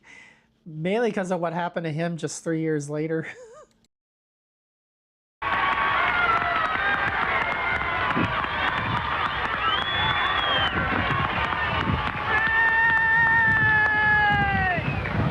Senator waiting until there's his wife, Jackie Kennedy. Is it me or does that actually look like a smartphone? I mean, I know it's like a camera, but damn, it just looks so much like an iPhone. The president-elect is shaking hands with the crowd. Photographers yelling from the roof to get a picture. Senator Kennedy, his wife, and mother go into the armory for his victory speech.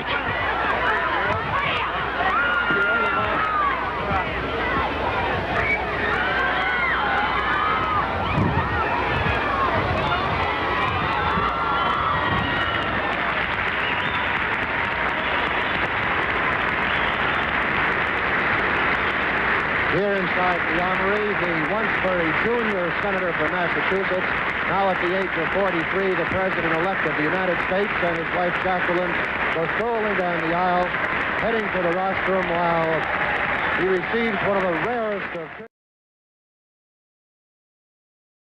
43, the president-elect of the United States, and his wife Jacqueline go strolling down the aisle, heading to the rostrum while he receives one of the rarest of tributes, a standing ovation from newsmen. A very, very unusual thing indeed. It should be noted, too, that there are local enthusiasts from Hyannis who have somehow made their way into this armory, and they are contributing mightily to the applause.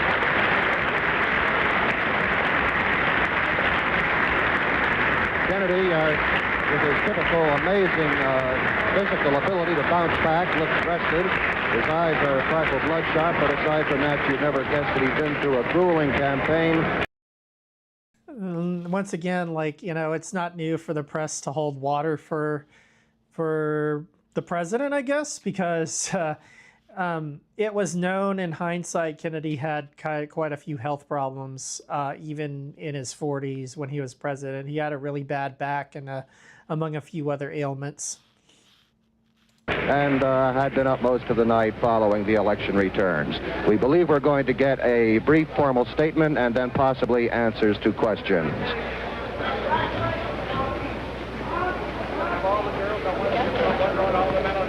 The President-elect of the United States.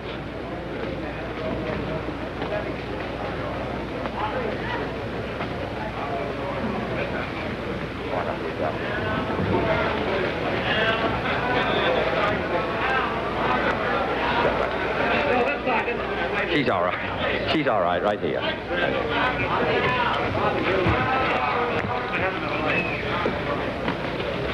Ladies and gentlemen.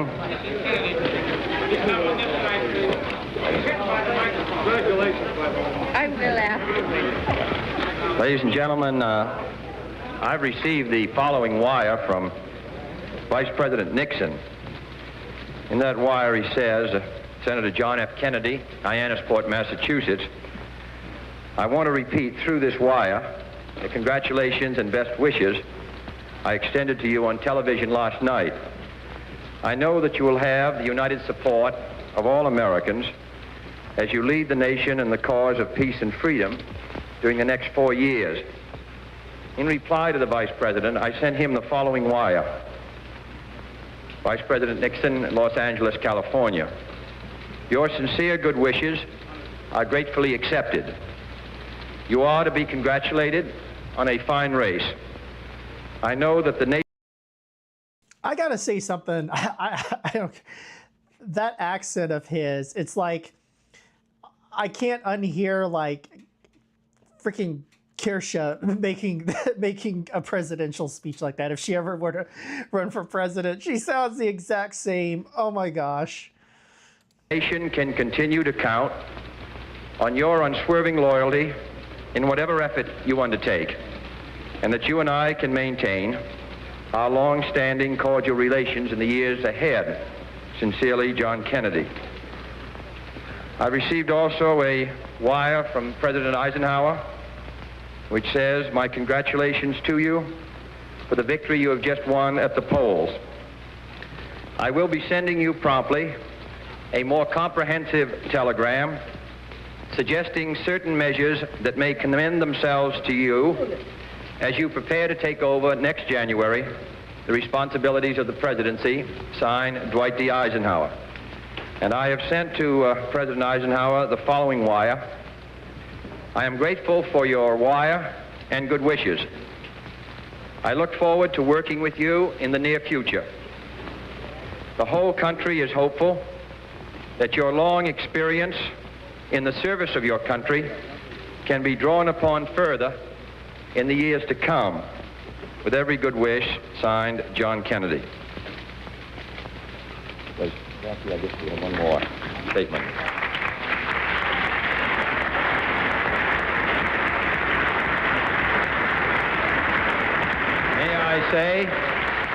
May I say, in addition to all citizens of this country, Democrats, Independents, Republicans, regardless of how they may have voted,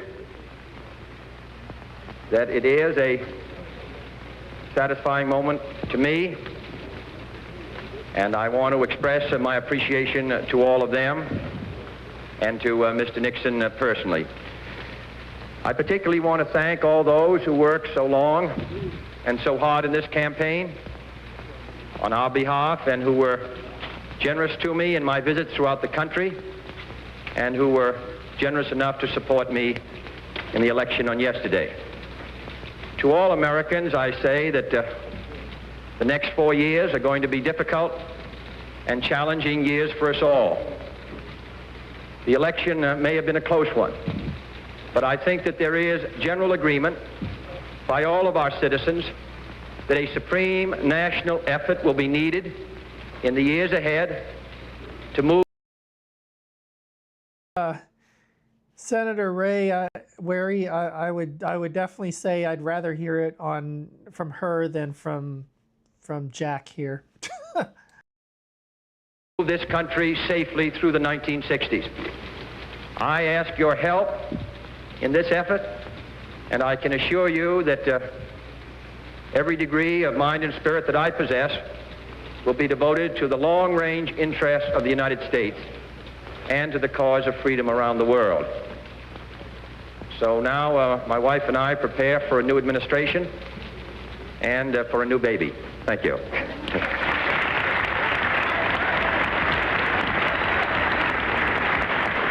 For the first time in this reporter's knowledge in the months and months that I've covered him, I noticed for the first time some real emotion in the president-elect. A glint of tears in his eyes, and his voice cracked once or twice. The president-elect is surrounded by many members of his family, his sisters Eunice and Pat and Jean, his brother Robert Kennedy, who is also his campaign manager.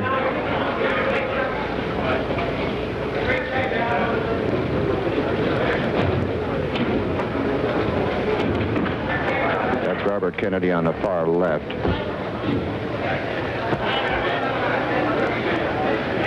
And, of course, Father Joseph Kennedy, the one-time ambassador to the court of St. James.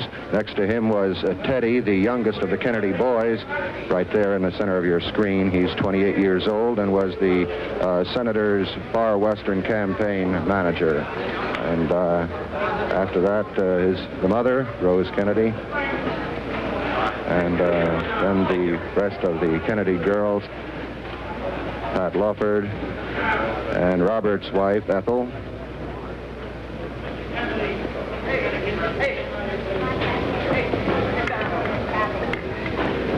And now the president-elect is making his way from the stage.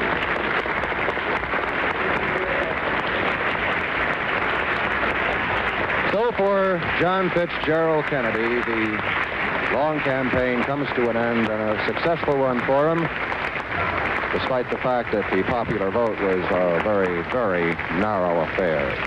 Actually, Senator Kennedy decided to make the supreme bid for the nation's highest office for his party's nomination just a few weeks after he failed by a whisker to get his party's vice presidential nomination in 1956. What followed was almost 4 years of continuous campaigning, crisscrossing the nation, going from state to state, talking to delegates, going back time and again to make sure that these delegates stayed with him. The rest of the story, of course, is history. His first ballot nomination in Los Angeles in July. And then since then, the slam-bang campaign against Vice President Nixon, which ended about an hour ago when the Vice President publicly and formally conceded defeat.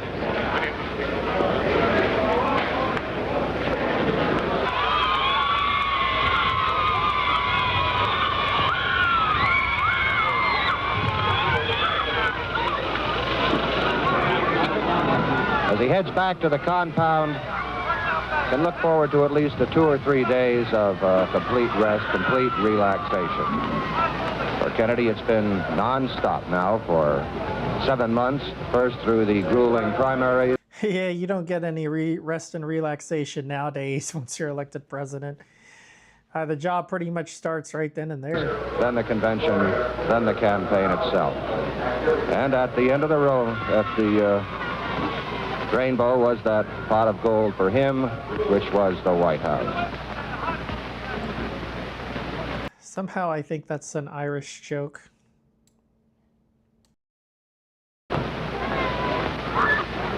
Rather nostalgic scene to any veteran campaigner. I feel like I ought to be in the buses, charging off down the highway. Fortunately, that's done for another 4 years.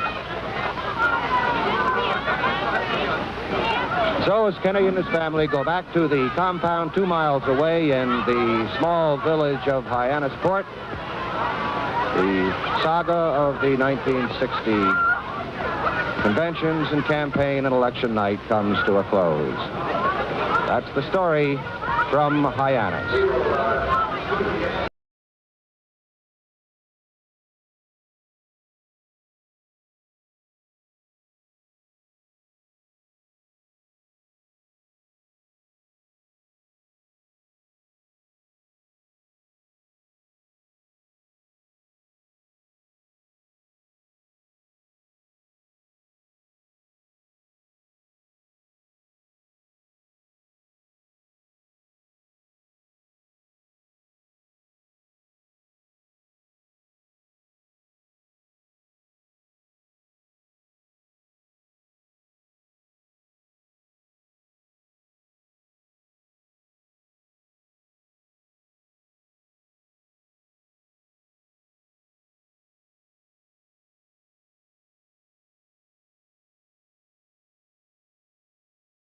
So this is what the map looks like, or wound up looking like. Obviously, you know, red is for Republican, blue is for Democrat, and it wound up being a little bit closer than what that RCA computer was talking about. Yeah, and I was correct. Kennedy got just a little bit over 300 electoral votes. It's about the margin you would find for a relatively close election. So I think it's almost impossible for most people to imagine a map like this today. But if you study political history, you can kind of see hints of this map in 1968 and then also 1976, other close elections. And so it's a little bit of an oddball. You know, you kind of show maps of old. It's like, wow, I didn't know such and such was a red state or such and such was a blue state. Coalitions change, things change, politics change. You know, you can see Texas voted Democrat, California voted Republican. It could, you know, 50 years from now, that might be the case again for all we know. But yeah, I mean, like 1960, the coalitions were different. Republicans were stronger in New England and in parts of the Midwest and also the Western U.S. Nevada was the lone speck of blue aside from Hawaii. which Nixon, I think, Kennedy wound up winning Hawaii by only 100 votes, if I remember correctly. Nevada went blue for Kennedy because even back then, the unions in Nevada, in Las Vegas, that were working the casinos, they pretty much carry the state. So Kennedy was able to snipe Nevada. I thought Nixon had won New Mexico from my memory, but no, it turns out I think Kennedy won it, but barely. If you actually go to Wikipedia or any other election website and look at the state-by-state results, what was very unusual about this election was like at least half the states had a margin of victory one way or the other were decided by less than 5 points. So it really could have gone one way or the other. You can say, like, there's a lot of people that think, you know, there was electioneering and shenanigans going on in Chicago, and that's why Illinois went for Kennedy. But, you know, that's kind of people know, quote unquote, that, but you can't really prove it, I guess. So same thing in Texas. Strange things were happening in San Antonio, and you know, LBJ owned all the radio stations down there too, from my understanding. But that's neither here nor there. What I'm going to leave you with for this last segment is, you obviously know what happened. Kennedy was assassinated in Dallas in November of 1963. And so Lyndon Johnson became vice president immediately after that, and he ran in 1964. And I'm going to show you one clip, one compilation of NBC News coverage that's only about 10 minutes long from 1964. And that's really all that's worth seeing, because 1964 was just such a landslide election. So it'll go relatively quick. I'm going to show you that compilation, and then I'm going to show you the map from 1964. So let's see if we can pull this up.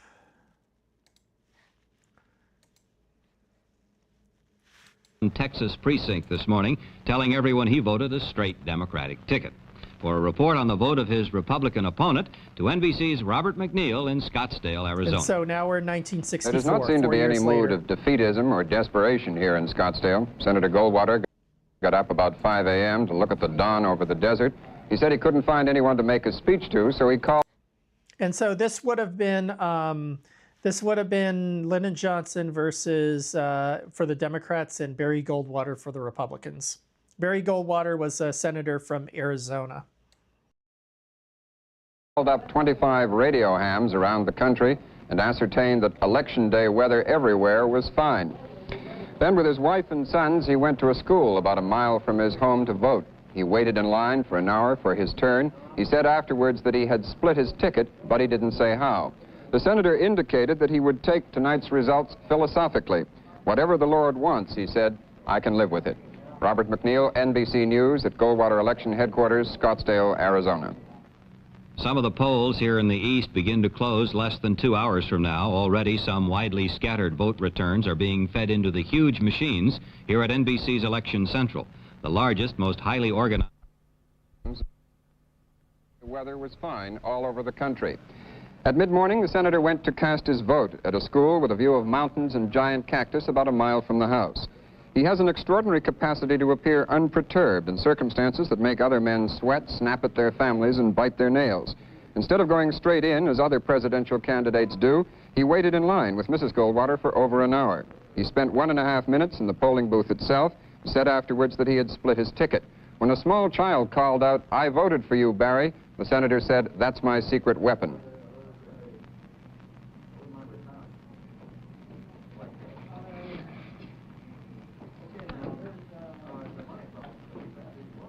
Did you have any trouble deciding who to vote for, Senator?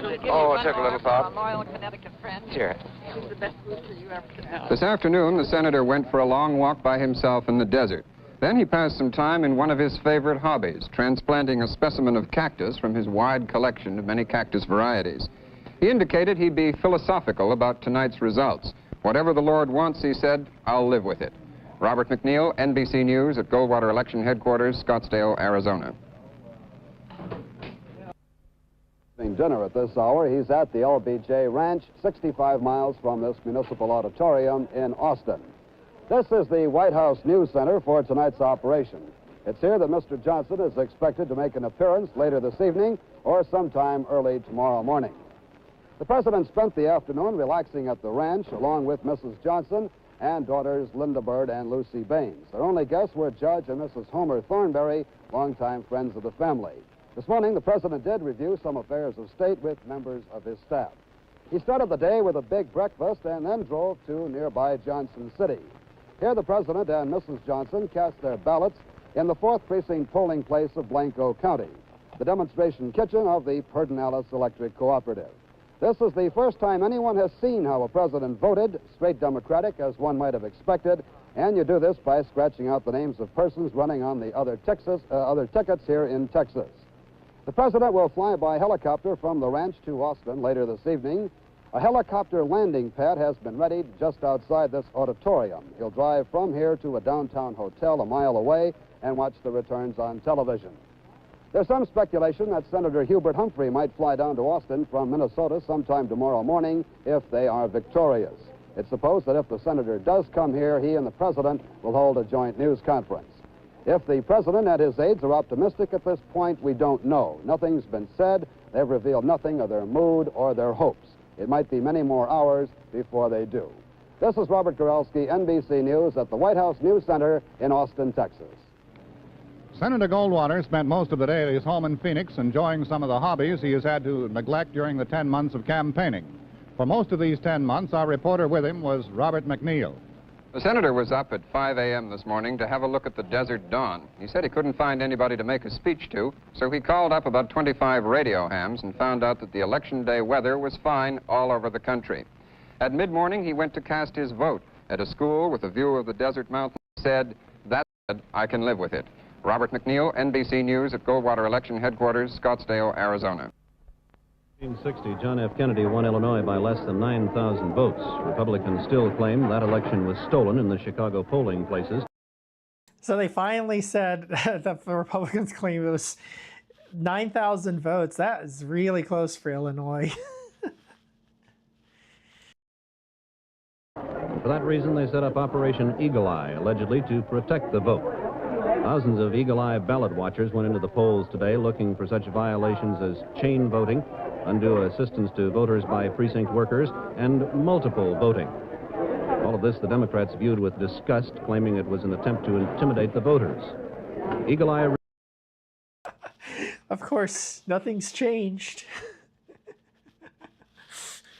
Recruits also patrolled certain wards of the city in mobile units equipped with two-way radios, ready to pounce on the nearest irregularity. 7, address 1921, direction south of Blue Island. Democratic Precinct Captain Otto Spoller, his sister-in-law, goes into booth with almost all voters and votes for them. Spanish-speaking neighborhood, go ahead. South on Pulaski. W9HGX Mobile is on the way with the Eagle crew.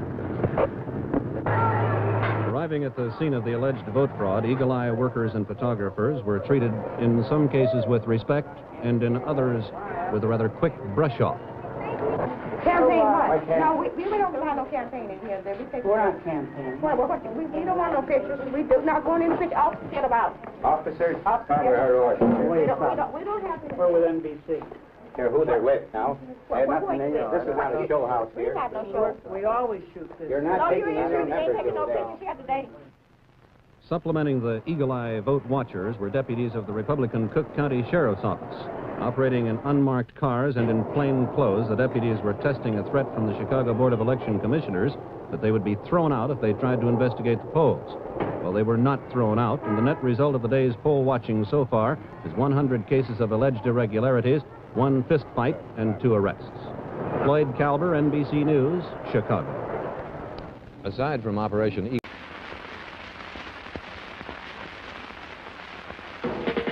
And here we go with the election call. The following program is part of the intensive coverage of election year 64 by NBC News. The United States has its metropolises where citizens break the frantic pace of their lives to pull the levers on voting machines. Their collective judgment is soon known. The United States also has the remote and weather-beaten store that sells general merchandise and serves as a post office where friends of a lifetime saunter in and mark paper ballots. Their collective judgment is longer becoming known. Consequently, results in yesterday's general election are still trickling in. The latest figures show President Johnson nearly 41.75 million, Senator Goldwater nearly 26.25 million. Regardless of where the votes were cast, they underscore that this year Americans were remarkably uniform in their judgments. What this may mean, we will survey in the hour ahead.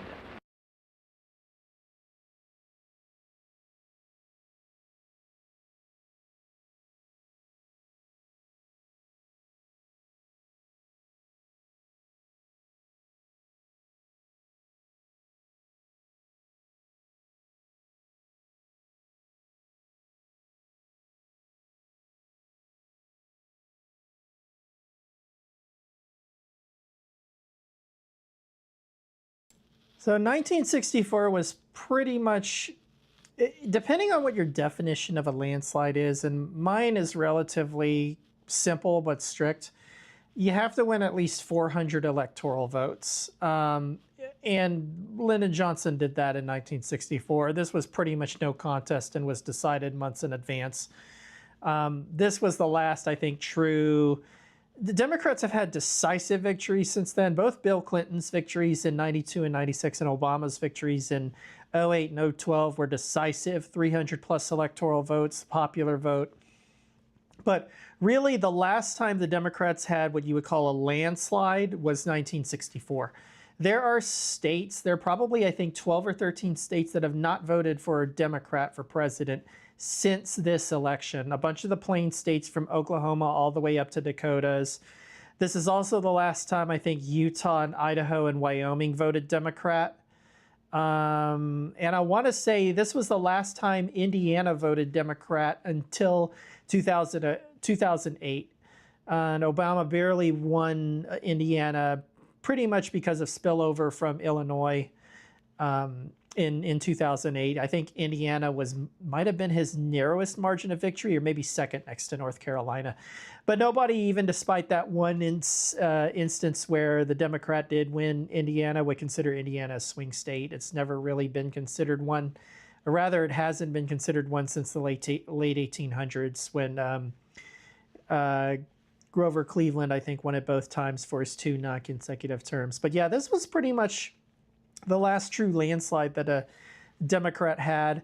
1968 would be a lot closer, and the next election night stream that I'm going to do, and I'm going to do more of these, we'll cover 1968 as well.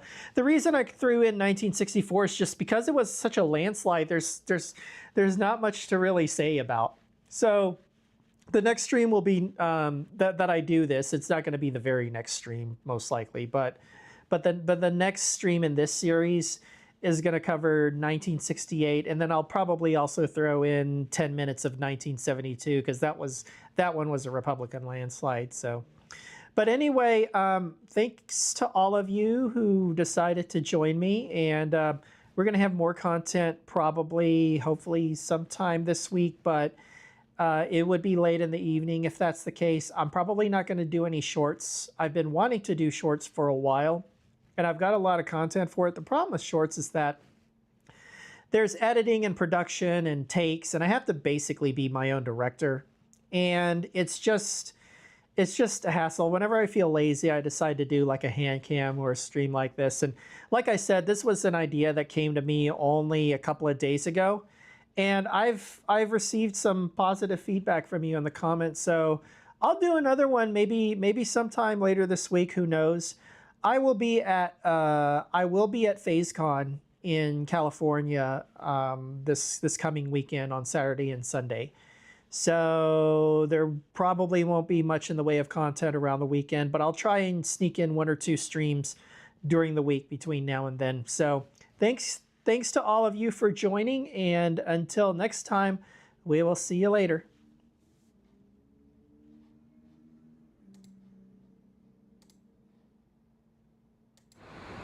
During the Civil War, Confederate President Jefferson Davis and his family